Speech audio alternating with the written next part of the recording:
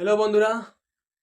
তো আজকে আমরা আলোচনা করব ইতিহাসের একটি গুরুত্বপূর্ণ টপিক নিয়ে, ইতিহাসের একটি গুরুত্বপূর্ণ বিদ্রোহ নিয়ে, অর্থাৎ ঊনবিংশ শতাব্দীর মাঝামাঝি সময়ে একটি গুরুত্বপূর্ণ বিদ্রোহ সম্পর্কে আজকে আমরা জানবো। এই বিদ্রোহটা যে কোনো এক্সামের ক্ষেত্রে কিন্তু আমাদের ইম্পর্টেন্ট। তো দেখে নিই সেই বিদ্রোহের নাম কি। কি বললাম? ঊনবিংশ শতাব্দীর মাঝামাঝি সময়ে এই বিদ্রোহটা হয়েছিল। অবশ্যই তোমরা তার নাম জানো। সেই বিদ্রোহের নাম হচ্ছে মহাবিদ্রোহ। এই যে মহাবিদ্রোহ আছে, এই মহাবিদ্রোহের আরেকটি নাম আছে। এই মহাবিদ্রোহের আরেকটি নাম হচ্ছে সিপাহী বিদ্রোহ। কি বললাম? এই মহাবিদ্রোহ যে আছে, এই মহাবিদ্রোহ কবে হয়েছিল? 1857 সালে হয়েছিল। এবং এই যে মহাবিদ্রোহ আছে, এর আরেকটা নাম বা একে সিপাহী বিদ্রোহ বলা হয়। কি বললাম? একে সিপাহী বিদ্রোহ, একে সিপাহী বিদ্রোহ বলা হয়।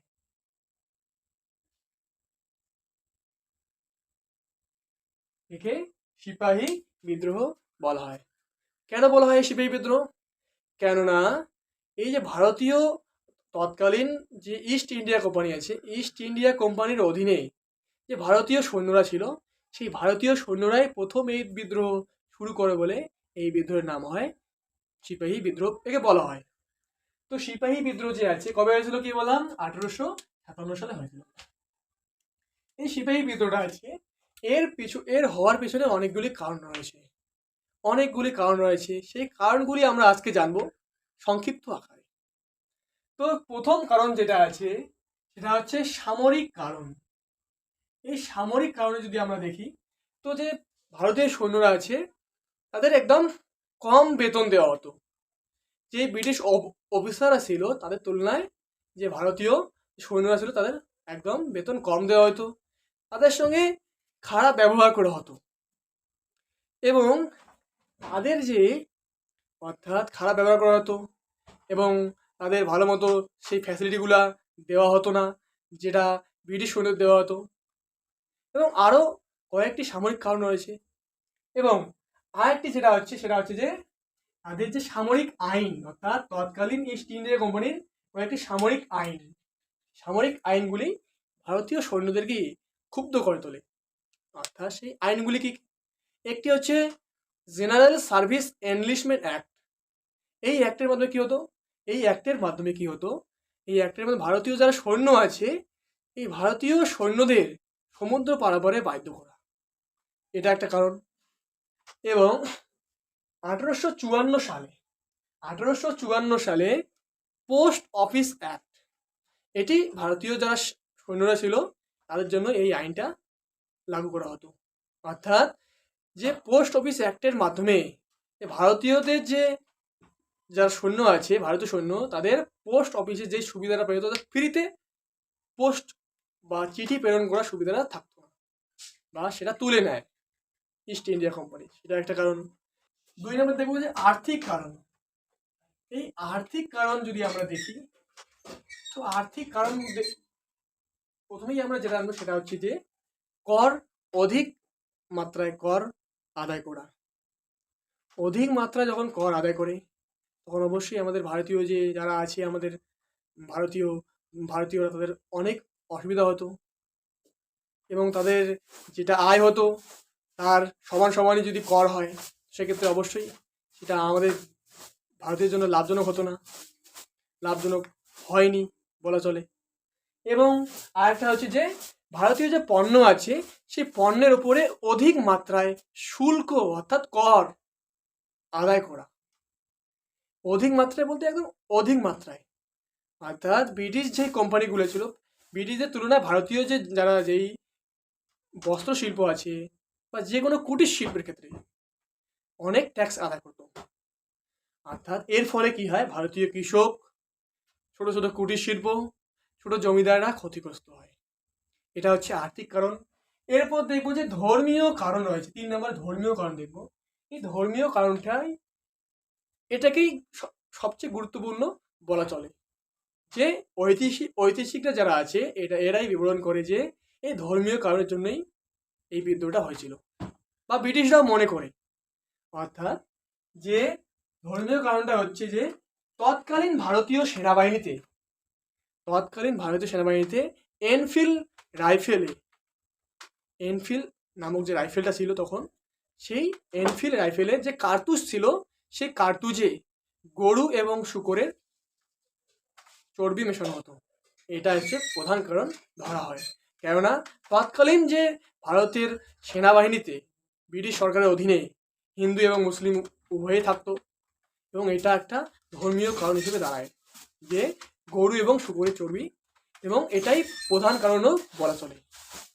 এবং অন্যান্য যদি আমরা কারণ দেখি, অন্যান্য কারণের মধ্যে পড়ে, এবং লর্ড ডালহৌসি যে আছে তার শতবিলোপ নীতি। এই শতবিলোপ নীতির মধ্যে আছে যে এই আইনের মাধ্যমে বা এই নীতির মাধ্যমে কি করতো, যে দেশীয় রাজ্যকে তারা দখল করত। এই শতবিলোপ নীতির মাধ্যমে তারা দেশীয় রাজ্যকে কি দখল করতো বা অধিগ্রহণ করত।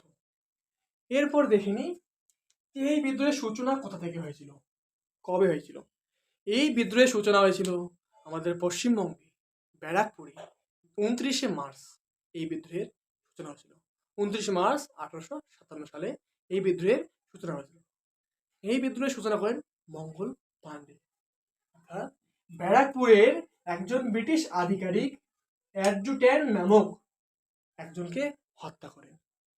এরপর আর একজন ব্রিটিশ আধিকারিককে আহত করেন, এবং আহত করার পরে এই যে মঙ্গল পাণ্ডে, তার ফাঁসি হয়।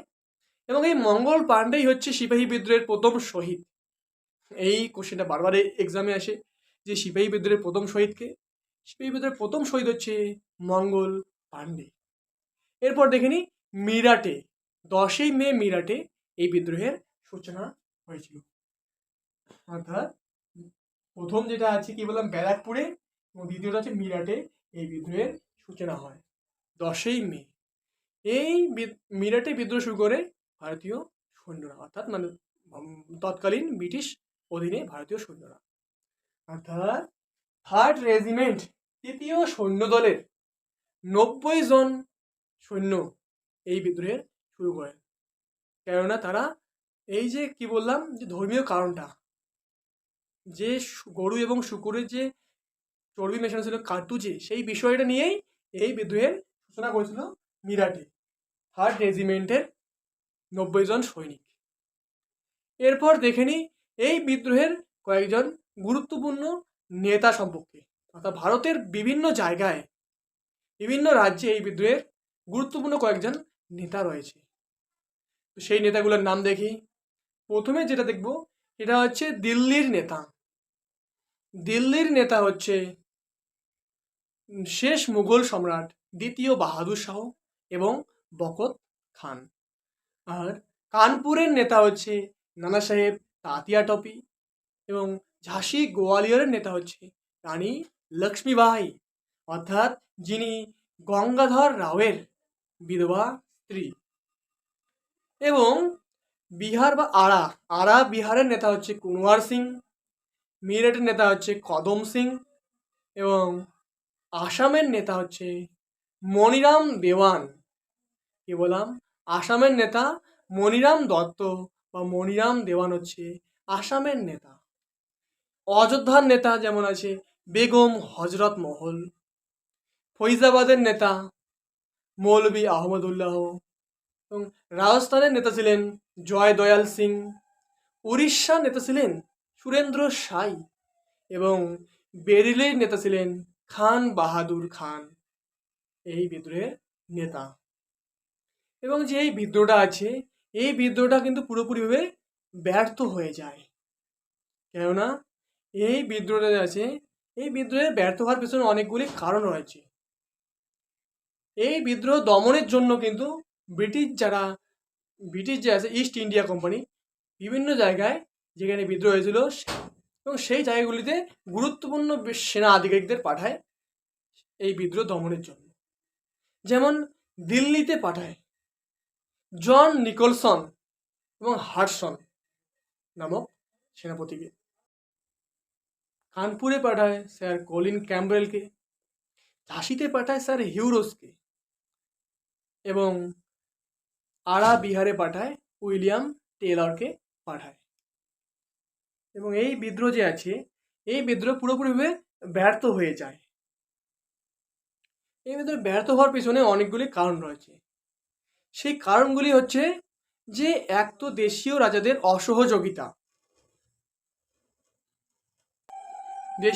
অসহযোগিতা, তারপর যারা উচ্চ শিক্ষিত, ভারতের উচ্চ শিক্ষিতরা এই বিদ্রোহ থেকে পুরোপুরি দূরে ছিল, এবং যোগ্য নেতৃবৃন্দের অভাব এই বিদ্রোহের মূল কারণ।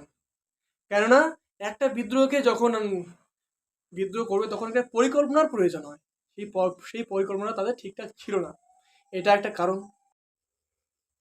এবং আরেকটা জিনিস, সেটা আমাদের যে এটা পরীক্ষায় আসে, যে শেষ মুঘল সম্রাট দ্বিতীয় বাহাদুর শাহকে কোথা থেকে গ্রেপ্তার করা হয়েছিল।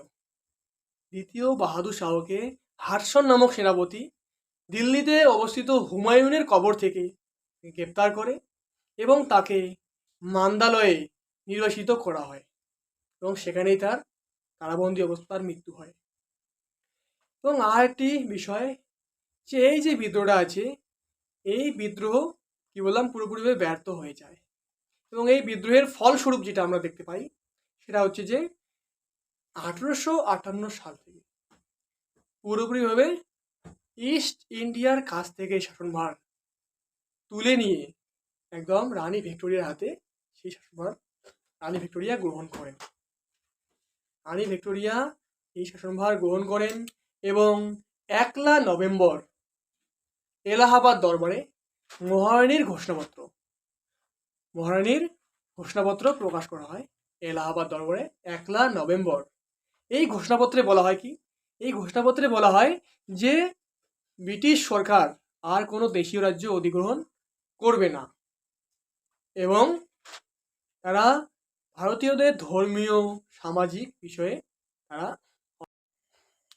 এবং এই বিদ্রোহকে নিয়ে কয়েকজন ঐতিহাসিক তাদের কয়েকটি বই লেখেন এই বিদ্রোহ সম্পর্কে।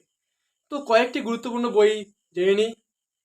তো সুরেন্দ্রনাথ সেনের বই হচ্ছে, সুরেন্দ্রনাথ সেন একটি বই লেখেন, সেই বইটার নাম হচ্ছে 1857, এবং তাকে ফলো করে মৌলানা আবুল কালাম আজাদ তিনিও লেখেন 1857, এবং বিনায়ক দামোদর সাভারকর তিনি লেখেন ইন্ডিয়ান ওয়ার অফ ইন্ডিপেন্ডেন্স, অর্থাৎ ভারতীয় স্বাধীনতার যুদ্ধ 1857, এই বইটি লেখেন। তো আজকে আমরা এই ভিডিওতে জানলাম যে মহাবিদ্রোহের কারণ কি, এবং মহাবিদ্রোহ কবে হয়, মহাবিদ্রোহের ফলাফল স্বরূপ কি হয়। তো তোমাদের যদি এই ভিডিওটা ভালো লাগে অবশ্যই লাইক অ্যান্ড সাবস্ক্রাইব করবা। দেখা হচ্ছে নেক্সট ভিডিওতে। জয় হিন্দ।